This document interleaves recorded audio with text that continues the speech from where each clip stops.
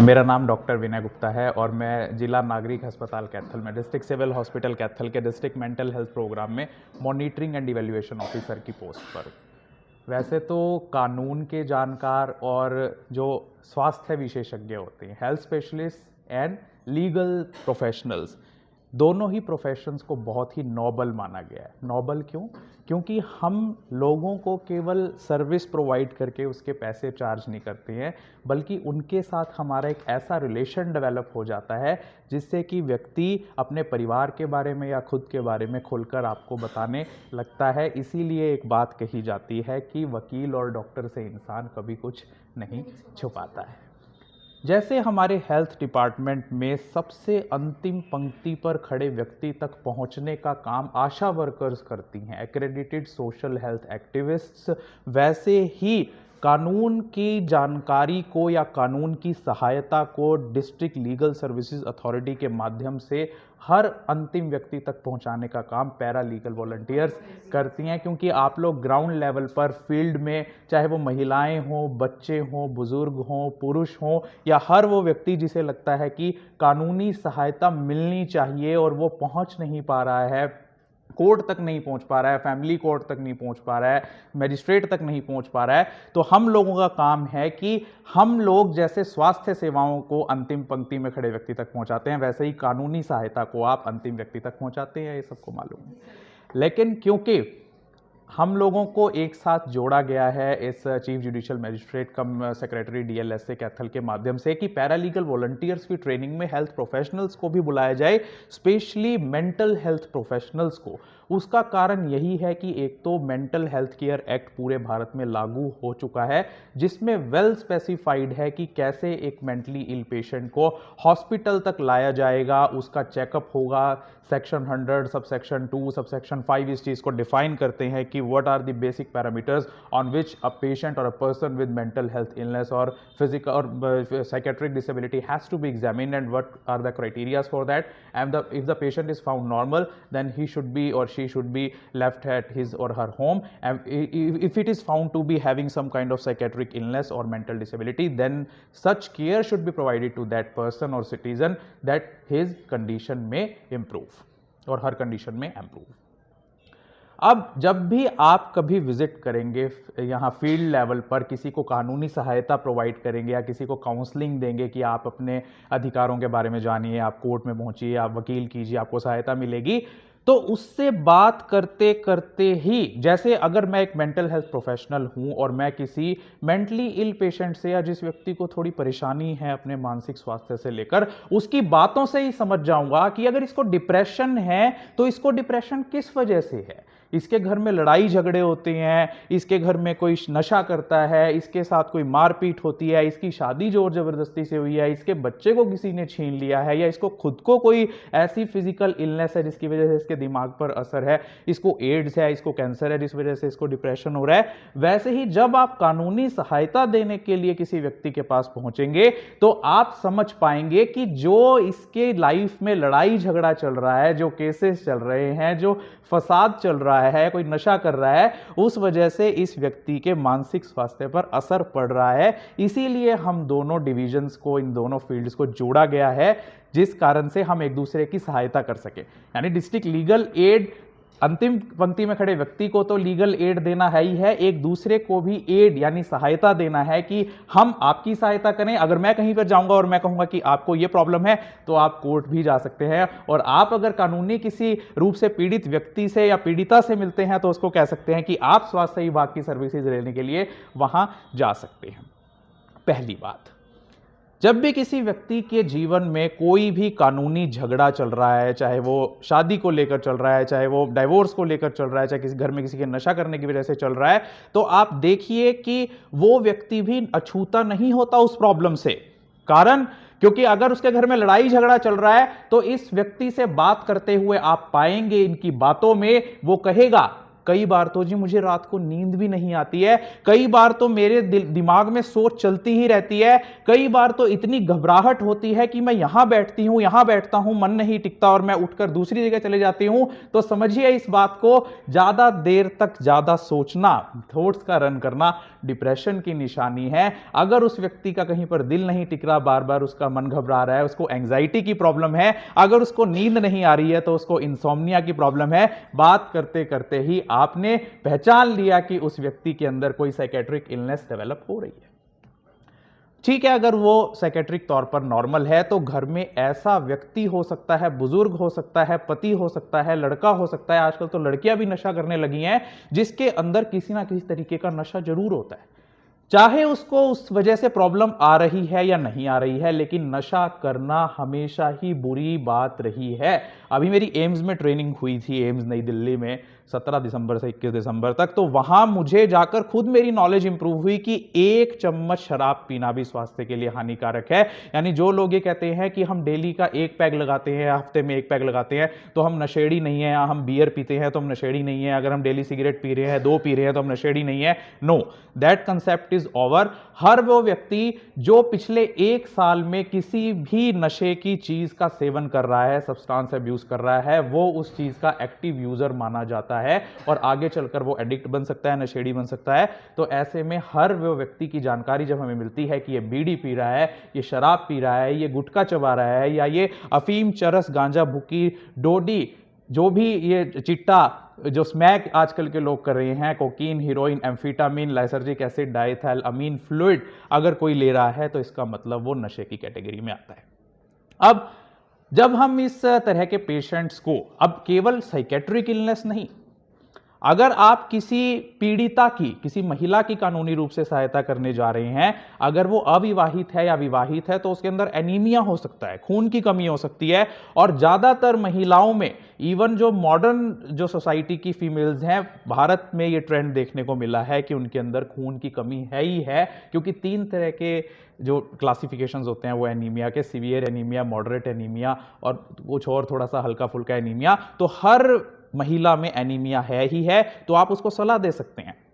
कि आपके अंदर खून कितना है, एचबी कितना है, इसकी जांच कराने के लिए आप सरकारी अस्पताल जा सकती हैं। अगर उसके पास बच्चा है, विवाहिता है और बच्चा है, वो कुपोषित हो सकता है बच्चा, उसको सही टाइम पर इंजेक्शंस लगे या नहीं लगे, उसके अंदर कुपोषण तो नहीं है, प्रोटीन की कमी तो नहीं है, या वो उसके अंदर फैट की कमी तो नहीं है, उस चीज को डायग्नोज कराने के लिए आप उसे सरकारी अस्पताल जाने की या नजदीकी स्वास्थ्य केंद्र, जिसमें प्राथमिक चिकित्सा केंद्र, प्राइमरी हेल्थ सेंटर्स या सामुदायिक स्वास्थ्य केंद्र, कम्युनिटी हेल्थ सेंटर्स पे आप उन्हें जाने की सलाह दे सकते हैं, या सरकारी अस्पताल। हमारे पास सिविल हॉस्पिटल है, डिस्ट्रिक्ट सिविल हॉस्पिटल कैथल, जिला नागरिक अस्पताल, और साथ में गूला में, कलायत में हमारे पास उप जिला नागरिक अस्पताल भी है, सब डिस्ट्रिक्ट सिविल हॉस्पिटल। तो वहां पर आप जाने की सलाह दे सकते हैं। हमारे पास यहां पर जो डिपार्टमेंट है साइकेट्री का,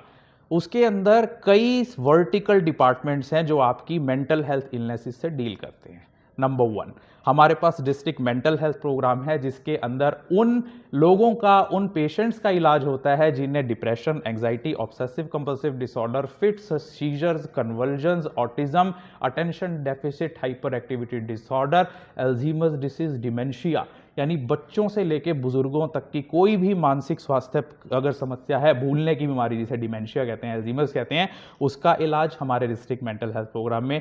किया जाता है। नंबर 2, हमारे पास DDC है, dedicated drug de addiction centre, जिसके अंदर सभी प्रकार के नशे, चाहे वो बीड़ी, सिगरेट, सिगार, तंबाकू, गुटखा, अफीम, चैनी, खैनी, स्मैक, चीटा, गांजा, ये सब तरह के नशों का यहाँ पर मुफ्त इलाज होता है। नंबर 3, हमारे पास OST है, ओपियोइड सब्सटीट्यूशन थेरेपी सेंटर, जिसके अंदर उन मरीजों का इलाज किया जाता है जो नशे के सामान को इंजेक्शन में भरकर इंजेक्ट करते हैं, OST सेंटर है उनके लिए।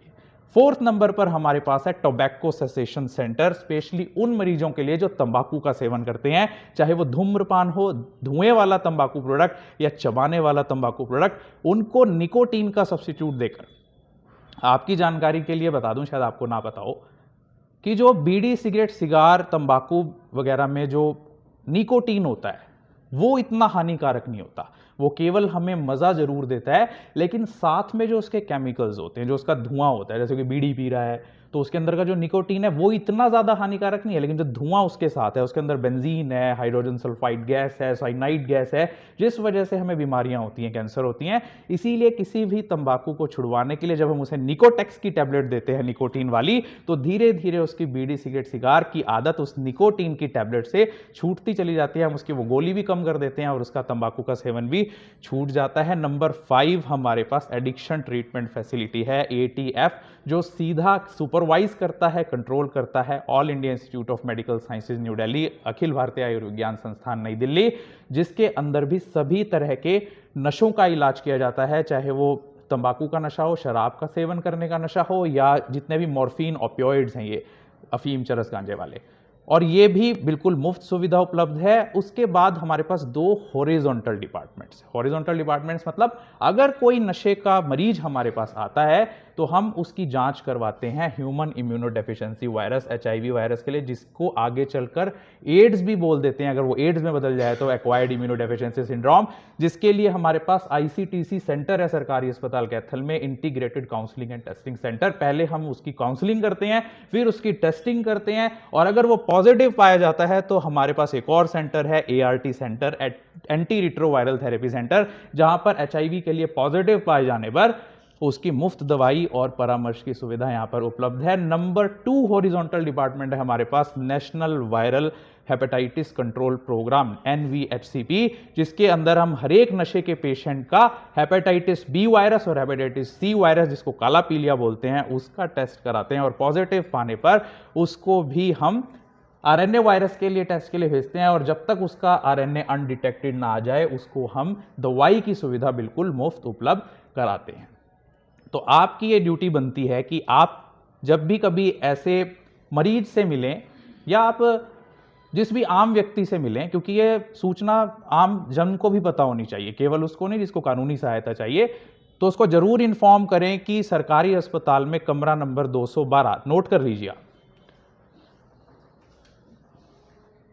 सरकारी अस्पताल कैथल की दूसरी मंजिल पर कमरा नंबर 212 में मनोरोग विभाग है, जहां पर साइकेट्रिक इलनेसिस का, मनोरोगों का, और साथ में नशे की आदतों का इलाज बिल्कुल मुफ्त किया जाता है, चाहे वो दवाई हो, चाहे वो एडमिट करना हो, या उनकी काउंसलिंग करना हो। नंबर 2 हमारे पास जो जितने भी ये और डिपार्टमेंट्स हैं, आई के डिपार्टमेंट्स है, अगर आप किसी को कानूनी सहायता देना चाह रहे हैं तो आप उसको पता लगता है उसकी बुजुर्ग माता है, उसने आंख बनवानी है, लेकिन कोई केयर करने वाला नहीं है, उसको बोलिए कि सरकारी अस्पताल में आके मुफ्त में आंख बनवाए। अगर आपको कोई कहता है कि जी बच्चे को कैंसर हो रखा है, कोई देखने वाला नहीं है, बाप केयर नहीं करता, मेरे पास टाइम नहीं है, उसको गाइड कीजिए कि आप एम्बुलेंस बुलवाकर इसको वहां पर पहुंचाइए, आपकी केयर होगी। अगर कोई कहता है कि जी आयुष्मान कार्ड नहीं है, तो आयुष्मान के काउंटर सरकारी अस्पताल में, क्योंकि अक्सर हम जब बात करते हैं तो और प्रॉब्लम्स हमारे सामने आती हैं, तो उसको गाइड कीजिए कि वहां पर है। राष्ट्रीय बाल स्वास्थ्य कार्यक्रम की हमारे पास सुविधा है, जहां पर पैदा होने से बच्चे से लेकर 18 साल तक के बच्चा जो अगर आंगनवाड़ी में एनरोल्ड है या फिर सरकारी स्कूल में, तो उसको मुफ्त स्वास्थ्य सेवाओं की बिल्कुल, चाहे उसका प्राइवेट में करवाना पड़े सरकार, वहां भी उसका इलाज करवाती है एम्पैनल्ड हॉस्पिटल से। दिल के छेद में, अगर दिल का छेद है अगर किसी बच्चे को 18 साल तक के, और वह सरकारी स्कूल में पढ़ता है, आंगनवाड़ी में पढ़ता है, उसके लिए यहां पर सुविधाएं हैं। तो ये जानकारी शायद आपको भी नहीं होगी, लेकिन कई सैकड़ों बच्चों के इलाज को यहां पर करवाया गया, क्योंकि इससे पहले मेरी ड्यूटी राष्ट्रीय बाल स्वास्थ्य कार्यक्रम में ही होती थी। तो ऐसी अनेकों अनेक स्वास्थ्य सुविधाओं का और योजनाओं का लाभ वो ले सकते हैं, तो शायद उनकी जिंदगी में जो कानूनी समस्याएं आ रही हैं वो कुछ हद तक तो अपने आप ही सॉल्व हो जाएं, क्योंकि अल्टीमेटली अगर आपका स्वास्थ्य खराब है तो कहीं ना कहीं पैसे की तंगी फैमिली में होती है, जो लड़ाई का और कानूनी कलह का कारण बनती है। तो आप प्लीज इस चीज को वहां पर लेकर जाएं, और मैं उम्मीद करता हूं कि जैसे आशा वर्कर्स हमारी काम कर रही हैं ग्राउंड लेवल पर, वैसे ही पैरालीगल वॉलंटियर्स भी। एक बात ध्यान रखना कि कई बार हम अपनी जॉब को लाइटली ले लेते हैं कि ठीक है हमें अपना सिर्फ रिकॉर्ड पूरा करना है, लेकिन अगर अपनी जॉब को जिम्मेवारी से पूरा करोगे तो आई थिंक आपको रात को नींद और अच्छी आएगी, क्योंकि मैं मेंटल हेल्थ प्रोफेशनल हूं। तो अपनी काम को पूरी ईमानदारी से करो, निष्ठा से करो। आगे कोई कुछ करता है या नहीं करता है वो उसकी जिम्मेवारी है, लेकिन अपनी जिम्मेवारी अच्छे से निभा दो। ये सोचकर कभी बीच में किसी का हाथ मत छोड़ो कि अगर मैंने इसको हॉस्पिटल पहुंचा दिया तो वहां कोई देखने वाला नहीं है, वहां वो देखेगा। आप अपना फ़र्ज़ ज़रूर निभाना। इसी के साथ मैं आप सभी पैरालीगल वॉलंटियर्स का और साथ में चीफ जुडिशियल मजिस्ट्रेट कम सेक्रेटरी DLSC कैथल का धन्यवाद करता हूँ कि उन्होंने मुझे इस लेक्चर में यहाँ पर आमंत्रित किया। बहुत बहुत धन्यवाद।